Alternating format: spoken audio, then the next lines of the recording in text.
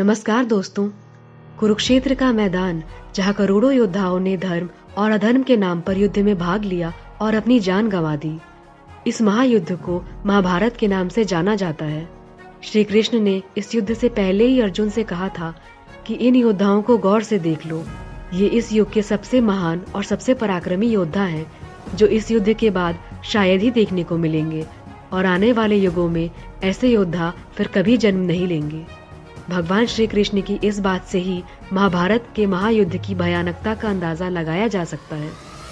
इस महायुद्ध को हुए हजारों साल बीत गए, लेकिन कहते हैं कि आज भी कुरुक्षेत्र की जमीन योद्धाओं के लहू को पीकर लाल है।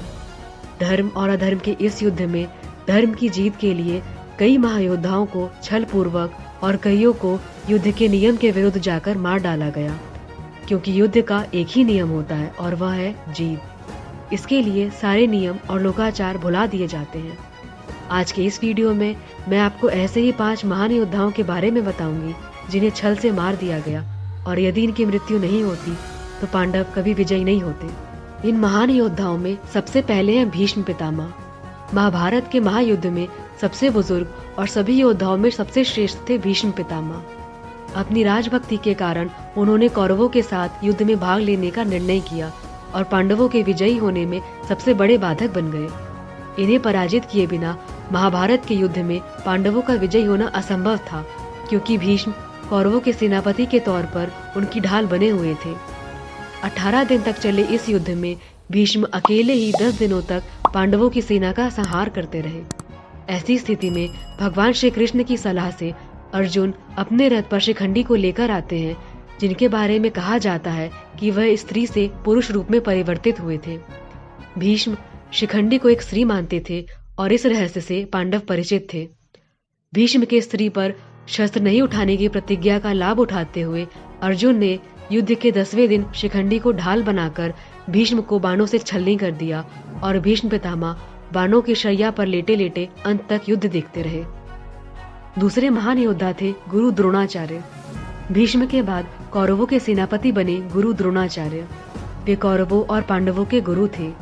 भीष्म के समान ये भी पांडवों के मार्ग में बड़े बाधक बने हुए थे। इन्हें भी युद्ध में पराजित कर पाना किसी के लिए भी असंभव था। माना जाता है कि गुरु द्रोणाचार्य को केवल उनका शोक ही मार सकता था।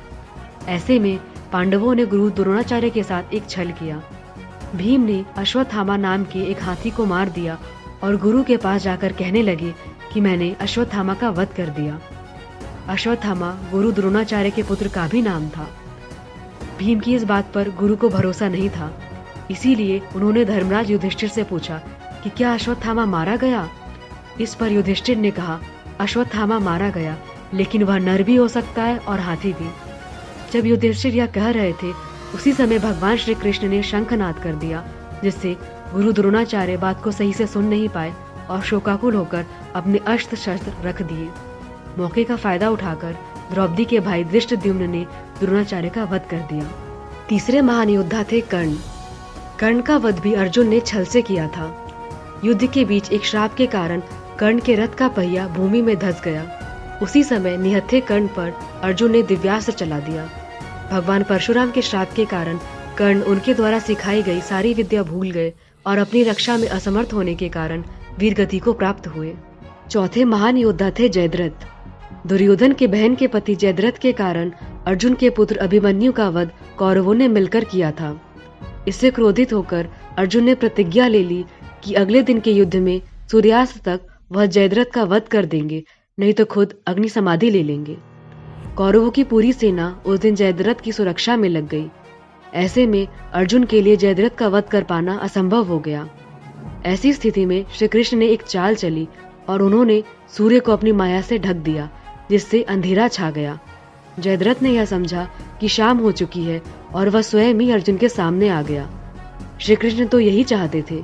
उन्होंने अर्जुन से कहा कि अपना धनुष उठाओ और जयद्रथ का वध करो, अभी सूर्यास्त नहीं हुआ है।